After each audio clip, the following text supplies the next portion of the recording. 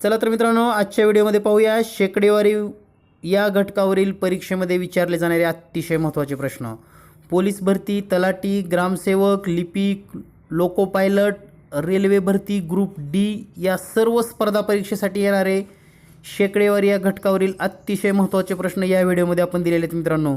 तर अतिसंभाव्य प्रश्न कोणते असतील चला तर पाहूया लगेच. चला तर मित्रांनो, आजच्या व्हिडिओमध्ये पाहूया शेकडेवारी आणि शेकडेवारीमधील अतिशय महत्त्वाचे प्रश्न. तर मित्रांनो, या चॅप्टरवरील प्रश्न हे पोलीस भरती, तलाठी, ग्रामसेवक तसेच सर्व स्पर्धा परीक्षेसाठी परीक्षेमध्ये 100% असतात. एक किंवा दोन प्रश्न या प्रकरणावर 100% येतात. आणि शेकडा म्हणजे काय, तर 100 पैकी एखादी वस्तू काढणे म्हणजेच शेकडा. त्याचबरोबर छेद 100 करणे म्हणजे सुद्धा शेकडा करणे. एखाद्या संख्येचा जर आपण छेद 100 लिहिला तर त्याला आपण शेकडेवारीमध्ये लिहू शकतो. तर याच शेकडेवारीचं रूपांतर किंवा शेकडेवारी कशी काढायची याबद्दलची जी काही महत्त्वाची उदाहरणं आहेत, स्पर्धा परीक्षा असेल, तलाठी असेल, लिपिक असेल, ग्रामसेवक असेल किंवा कृषी सहाय्यक, कोणत्याही स्पर्धा परीक्षेमध्ये 100% हा एक किंवा दोन प्रश्न यावर आधारित असतात. तर स्पर्धा परीक्षेच्या दृष्टीने अतिशय महत्त्वाचे प्रश्न आणि स्पर्धा परीक्षेमध्ये येऊ शकतात असे प्रश्न आपण या व्हिडिओमध्ये पाहणार आहोत मित्रांनो. तर या ठिकाणी पहिला प्रश्न पाहूया. 2/5 या पूर्णांकाचे शेकडेवारीत रूपांतर करा. म्हणजेच या ठिकाणी पहिला प्रश्न असा आहे की 2/5 या पूर्णांकाचं शेकडेवारीत रूपांतर करायचं आहे. तर मित्रांनो, या ठिकाणी दोन पद्धतीने आपण शेकडेवारीमध्ये रूपांतर करू शकतो. तर त्या दोन्ही पद्धती आपण अभ्यासूयात मित्रांनो. तर पहा, या ठिकाणी प्रश्न आपल्याला असा आहे, या ठिकाणी जे काही 2/5 हा पूर्णांक आहे, 2/5 याला जर शेकडेवारीमध्ये रूपांतर करायचं असेल तर याचा छेद आपल्याला 100 करणं गरजेचं आहे. छेद 100 करायचं असेल तर छेदाला आणि अंशाला कोणत्या तरी संख्येनं गुणावं लागेल. आणि या ठिकाणी जर गुणायचं असेल तर आणि छेद 100 हवा असेल तर 20 न गुणूयात आपण. 20 न गुणल्यानंतर या ठिकाणी गुणाकार आला वर 20 दोन्ही 40 आणि छेदामध्ये आला 20 पंचे 100. छेद 100 आला म्हणजे आपली टक्केवारी मिळाली. तर या ठिकाणी छेदामध्ये 100 असणं याचा अर्थ 40%. तर या ठिकाणी पर्याय क्रमांक 1 हे उत्तर बरोबर आहे. तर या पद्धतीने हा प्रश्न सोडवू शकतात. याला दुसरी पद्धत अशी आहे, पहा मित्रांनो, दिलेल्या अपूर्णांकाला 100 न गुणायचं म्हणजेच 2/5 गुणिले जर आपण 100 केलं आणि हे जर आपण सोडवलं तर 5 1 5, 5 2 10 आणि हे 0, 2 गुणिले 20 येईल आणि या ठिकाणी हे 40. याला टक्केवारीचं चिन्ह लावावं लागेल तुम्हाला. या पद्धतीनं सुद्धा पर्याय क्रमांक 1 हे उत्तर बरोबर येतं. तर तुम्ही या दोन पद्धतीपैकी कोणत्याही एका पद्धतीनं दिलेल्या अपूर्णांकाचं किंवा संख्येचं रूपांतर हे शेकडेवारीमध्ये करू शकतात. यानंतर पुढचा प्रश्न पाहूया लगेच. तर पहा मित्रांनो, या ठिकाणचा जो प्रश्न आहे, या प्रश्नामध्ये आपल्याला सांगितलेलं आहे 60% अपूर्णांकात रूपांतर करा. 60% अपूर्णांकात रूपांतर करा म्हणजेच या ठिकाणी आपल्याला हे माहीत हवं, या ठिकाणी जे 60 सांगितलेलं आहे आपल्याला 60%. आता टक्के म्हणजे छेदामध्ये 100 आहे हे आपण कायमस्वरूपी लक्षात ठेवत चला. टक्के हे चिन्ह असतं, याचा अर्थ छेदामध्ये 100. आता हे जर आपण सोडवलं तर आपल्या लक्षात येईल 0 0 कटली, 6/10 आलं. पर्यायामध्ये 6/10 नाही. याला आणखी संक्षिप्त रूप देता येते का पाहूया. 2×6, 2×5 आणि उत्तर आलं 3/5. तर या पद्धतीनं पर्याय क्रमांक 2 हे उत्तर बरोबर आहे, 3/5. तर मित्रांनो, या पद्धतीनं आपण दिलेल्या शेकडेवारीचं अपूर्णांकामध्ये रूपांतर करू शकतो. यानंतर पुढील महत्त्वाचा प्रश्न पाहूया लगेच. तर पहा मित्रांनो, या ठिकाणी प्रश्न असा आहे, यमचा 20% बरोबर 32 असेल तर यम बरोबर किती. तर यासारखा प्रश्न बऱ्याच वेळेस विचारला गेला मित्रांनो. यमचा 20% बरोबर 32.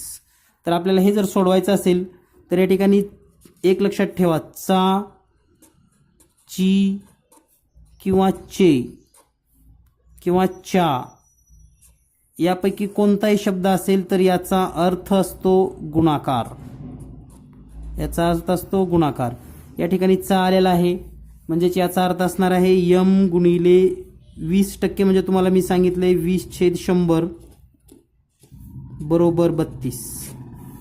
आता आपल्याला हे जर सोडवायचं असेल तर या ठिकाणी 0 कटले 0 कटले 2 1 2, 2×5 म्हणजे आपल्याला असं मिळालेलं आहे यम/5 बरोबर 32. आता इकडे छेदामध्ये जे 5 आहे ते तिकडे आल्यानंतर गुणाकारात जाईल आणि म्हणून मित्रांनो यम बरोबर 30 गुणिले 5 बरोबर, हा जर गुणाकार केला तर बे 5 10ला 0, हातच्याली 1 5 त्रिक 15 आणि 1 60. या ठिकाणी उत्तर येईल आपलं 160 आणि या ठिकाणी पर्याय क्रमांक 1 आपला दिलेला आहे 160 मित्रांनो. तर या पद्धतीने अतिशय सोप्या पद्धतीने हाही प्रश्न तुम्हाला सोडवता येतो. यानंतरचा प्रश्न पाहूया लगेच. तर पहा मित्रांनो, या ठिकाणी प्रश्न असा आहे, 40% गुण म्हणजे 160 असेल तर परीक्षा किती गुणाची असेल. तर पहा मित्रांनो, आपल्याला परीक्षा किती गुणाची आहे माहीत नाही, परंतु जर आपण असं समजलं x गुणाची परीक्षा असेल, x गुणांची परीक्षा असेल आणि आपल्याला सांगितले की xच्या 40% मार्क पडले म्हणजेच काय, x गुणिले 40% बरोबर 160 गुण. हा पण मगासारखाच प्रश्न आहे मित्रांनो. तर पहा या ठिकाणी सोडवत असताना पुन्हा x गुणिले 40% म्हणजे 40/100 बरोबर 160. या ठिकाणी आपण या पद्धतीने सोडवूया. x बरोबर हे 100 इथं छेदामध्ये ते गुणाकारामध्ये जाईल म्हणजेच 160 गुणिले 100 आणि छेदामध्ये गुणाकारातलं 40 येईल. पहा या ठिकाणी 0 0 कटलं, 4 1 4, 4 चौक 16 म्हणजे या ठिकाणी शिल्लक राहिलेला आहे 4 गुणिले 100 आणि हा गुणाकार येतो 400. तर ही आलेली आहे मित्रांनो एक्सची किंमत, म्हणजेच एक्स बरोबर आलेला आहे 400 आणि आपण सुरुवातीलाच गृहीत धरलं होतं की एक्स गुणाची परीक्षा असेल आणि म्हणून या ठिकाणी पर्याय क्रमांक 3 हे उत्तर अतिशय बरोबर असेल. तर या प्रकारचे अतिशय सोपे प्रश्न असतात मित्रांनो, अजिबात घाबरू नका, काही नाही, अगदी सोप्या पद्धतीनं प्रश्न आहेत. पोलीस भरती असेल, तलाठी असेल, त्याचबरोबर रेल्वे डी ग्रुपसाठी सुद्धा यासारखेच प्रश्न महत्त्वाचे आहेत मित्रांनो. तर या पद्धतीने जर तुम्ही हे प्रश्न सोडवला तर नक्कीच तुम्हाला शेकडेवारीवरील कुठलाही प्रश्न राहणार नाही. यानंतर पुढचा प्रश्न मित्रांनो असा आहे, यमचा 40% बरोबर यनचा 60% असेल तर यम आणि यनचे गुणोत्तर किती. तर पहा मित्रांनो, या ठिकाणी तुम्हाला गुणोत्तर काढायचं आहे. आपल्याला टक्केवारी दिली आहे 2 संख्यांची, म्हणजेच आपल्याला असं सांगितलेलं आहे यमचा 40% बरोबर यनचा 60%.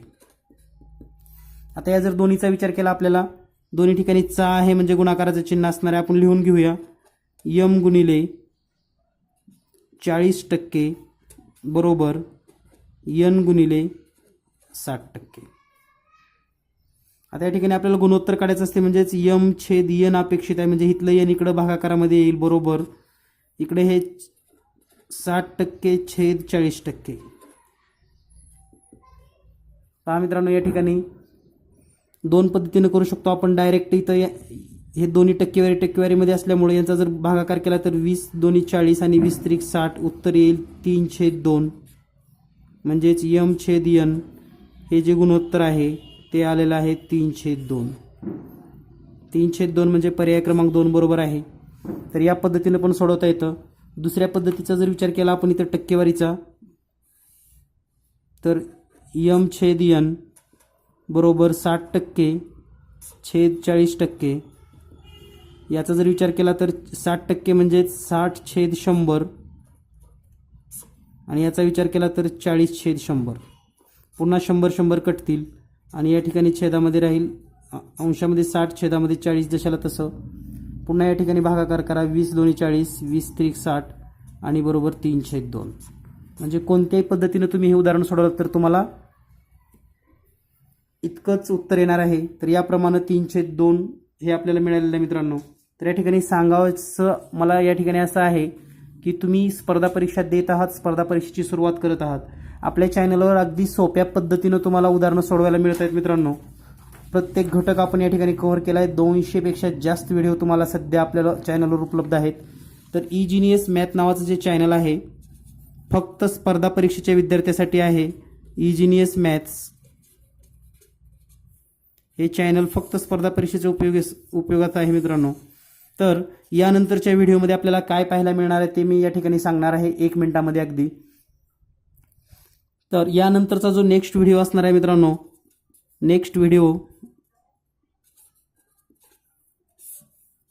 या नेक्स्ट व्हिडिओमध्ये आपण पाहणार आहोत मित्रांनो अतिशय महत्त्वाचे प्रश्न जे की पोलीस भरती, तलाठी, डी ग्रुप, रेल्वे भरती यासाठी येणारे सगळ्यात महत्त्वाचा जो घटक आहे मित्रांनो तो आहे भागीदारी,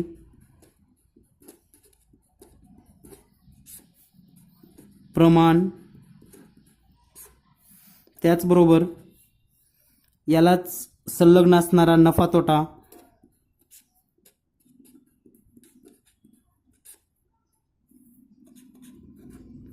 यालाच संलग्न असणारा सरळ व्याज, हे तिन्ही व्हिडिओ ऑलरेडी आपल्या चॅनलवर उपलब्ध आहेत. परंतु आत्ता जे पुढच्या व्हिडिओमध्ये असणार आहे, नेक्स्ट व्हिडिओमध्ये, याच्यानंतरचे जो व्हिडिओ येणार आहे नेक्स्ट व्हिडिओ जे असणार आहेत, यामध्ये परीक्षेमध्ये येणारे महत्त्वाचे प्रश्न, परीक्षात येणारे VIP क्वेश्चन्स असणार आहे मित्रांनो. म्हणजे तुम्हाला फक्त एवढ्या प्रश्नांचा जरी सराव केला तरी तुम्ही सहज आणि सोप्या पद्धतीने परीक्षा देऊ शकतात. तर मित्रांनो, तुम्हाला जर वाटत असेल हे पुढचे व्हिडिओ त्याचबरोबर पाठीमागचे सर्व व्हिडिओ आपल्याला पाहायला मिळावीत, तर मित्रांनो चॅनल इजिनियस मॅथ्स हे चॅनल सबस्क्राईब करून ठेवा आणि येणारा प्रत्येक नवीन व्हिडिओचं नोटिफिकेशन तुम्हाला मिळेल आणि आपण घरी बसल्या अगदी सोप्या पद्धतीने गणित शिकू शकता. धन्यवाद. Thank you very much.